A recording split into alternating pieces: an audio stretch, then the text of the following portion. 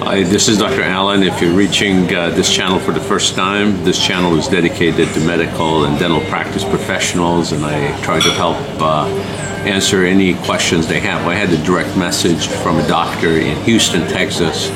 He's a dentist, and his question is, how do I keep my employees motivated? Well, doctor, that's a great question.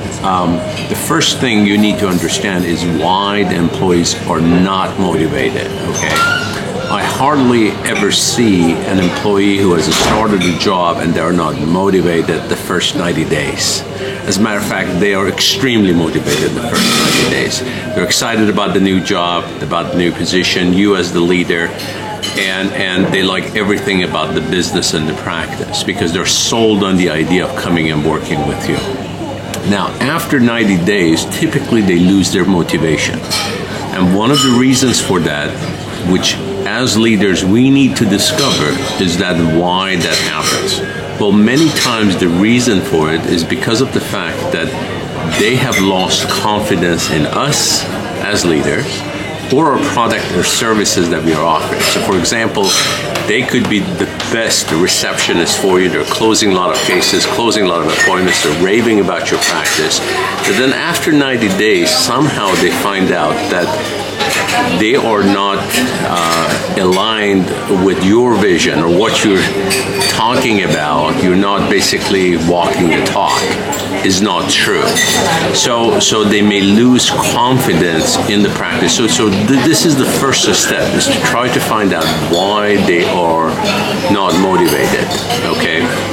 But as a general rule, I can give you some ideas of what is possible, and I made some notes so I can help you understand this a little bit better.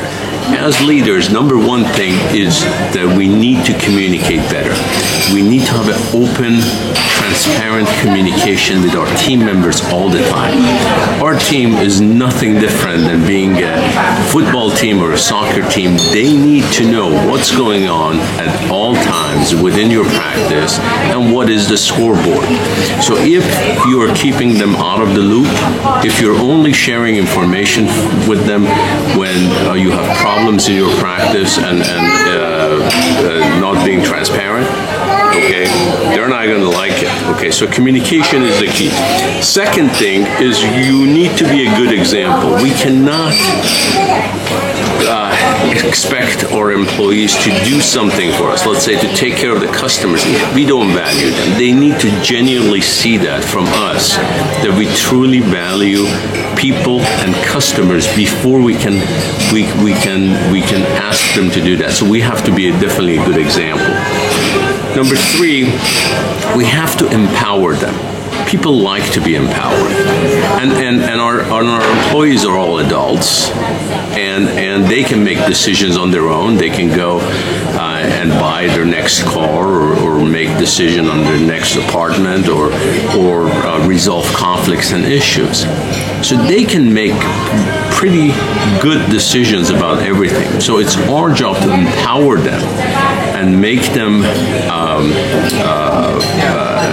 understand that they can make decisions on the behalf of us or the company as what is good. But now, as leaders, we need to be fully matured enough to be able to stand for the fact that if there are some decisions that are made is bad, it's going to be a mistake, we will be okay. And that takes time to develop yourself as a leader, and I certainly had this problem, you know, when I initiated practicing and so forth, and as soon as somebody made a mistake, so I wanted to take over and do the job for them. So this is something that obviously as leaders you need to learn and develop those skills.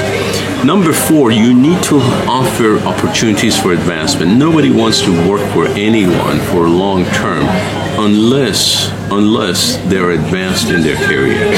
So if your practice is not big enough, if your company is not big enough for the person to advance, you know for sure they're going to leave, go on. So they have to have some sort of opportunities for advancement. So my recommendation is you can partner with them in some sort of a